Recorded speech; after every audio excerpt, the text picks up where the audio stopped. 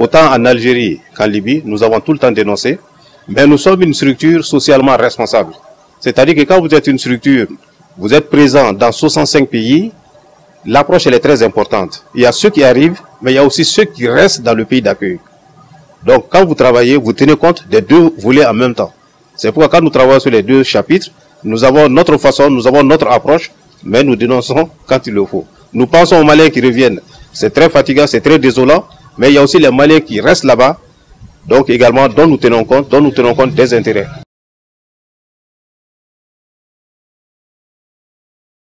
Les transferts financiers, les transferts de connaissances, l'investissement direct dans l'économie nationale, l'implication dans le développement local dans les zones de départ. Les transferts financiers, au 31 décembre 2016, ça se montait par les voies officielles à 486 milliards de francs CFA.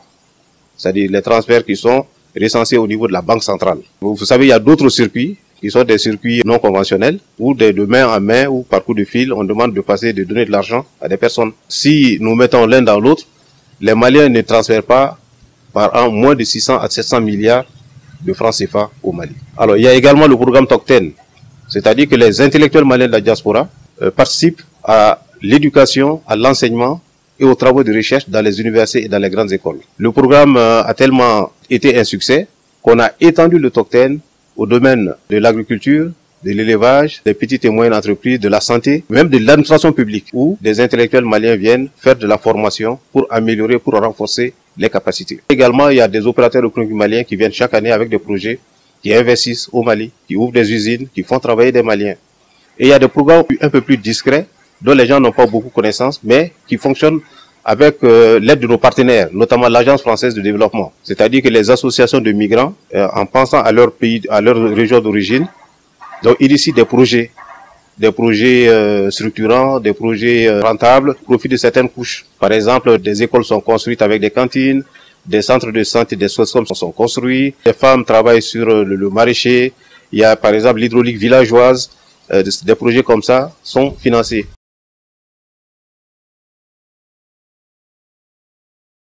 Des financements sont disponibles pour des projets des Maliens de l'extérieur.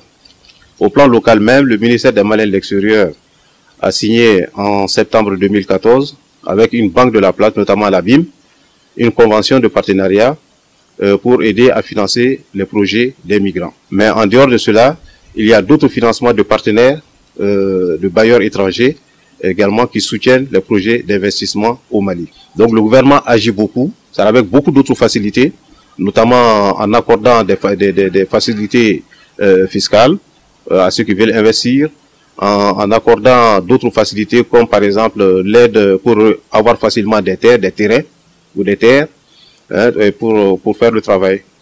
Donc c'est très important tout ce qui est en train de se faire, des facilités administratives, le guichet unique par exemple, pour accélérer les formalités. Dans le temps, les gens venaient faire 1 mois, 2 mois, 3 mois, juste pour constituer une société. Maintenant, en quelques jours, vous pouvez constituer votre société et commencer à travailler. Donc le gouvernement fait beaucoup dans l'aide aux Maliens de l'extérieur. Nous recueillons les besoins et on les fait passer. Et donc, nous faisons du plaidoyer tous les jours auprès du gouvernement par rapport aux problèmes des Maliens de l'extérieur.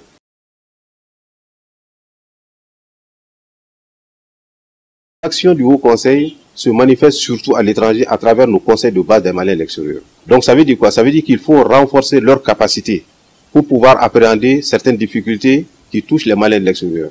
Ils aident les missions diplomatiques et consulaires dans les opérations de recensement, dans les opérations électorales et en cas de crise également, ils aident nos compatriotes, n'est-ce pas, à réintégrer le Mali. Alors donc nos actions à l'étranger se passent surtout à travers les conseils de base des Maliens de l'extérieur qui nous envoient annuellement ou trimestriellement leurs rapports que nous centralisons et nous-mêmes nous faisons tous les semestres, on adresse un rapport au gouvernement du Mali.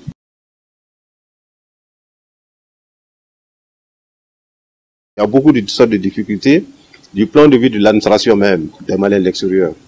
Les problèmes de documents à l'étranger. À un certain moment, quand votre carte d'identité est périmée à l'étranger, vous ne pouvez pas souvent circuler dans certains pays. Vous ne pouvez pas demander du travail, vous ne pouvez pas obtenir du travail. Et souvent, il y a des lenteurs qui faisaient qu'il n'était pas facile d'avoir rapidement des passeports ou des cartes d'identité consulaires. On en a parlé. Le gouvernement a considérablement réduit les délais. Aujourd'hui, la question ne se pose plus en termes de délai trop long pour avoir des pièces d'état civil. Alors donc il y a également la protection sociale, c'est-à-dire il y en a qui travaillent et à l'âge de la retraite, ils ont des difficultés parce que certains qui sont dans les professions libérales ou qui travaillent pour eux-mêmes, ils ont un revenu, mais ils n'ont pas de couverture sociale. Alors nous sommes en train de travailler justement avec la SAR qui est un mandataire de l'INPS pour voir comment on peut prendre en compte cette tranche des Maliens de l'extérieur. Il y a aussi des problèmes de transfert d'argent dans certains pays. Dans la zone CFA, pour ce qui nous concerne, nous n'avons pas trop de problèmes, mais dans certains pays, la monnaie n'est même pas convertible. Souvent, quand vous arrivez là, vous voyez des affaires qui viennent de Libye qui seront garées devant notre cour ici. Des Maliens qui achètent des biens pour rentrer avec, parce qu'ils ne peuvent pas sortir avec la monnaie. On a ce problème, donc on a demandé que des banques maliennes puissent être représentées dans certains pays. Il y a le problème des enfants, des diplômés, comment leur trouver du travail, comment inscrire les enfants qui, à un certain niveau, rentrent. Certains sont dans des pays anglophones, certains sont dans des pays arabophones, parce que le Mali est dans 65 pays et tout le monde ne parle pas français.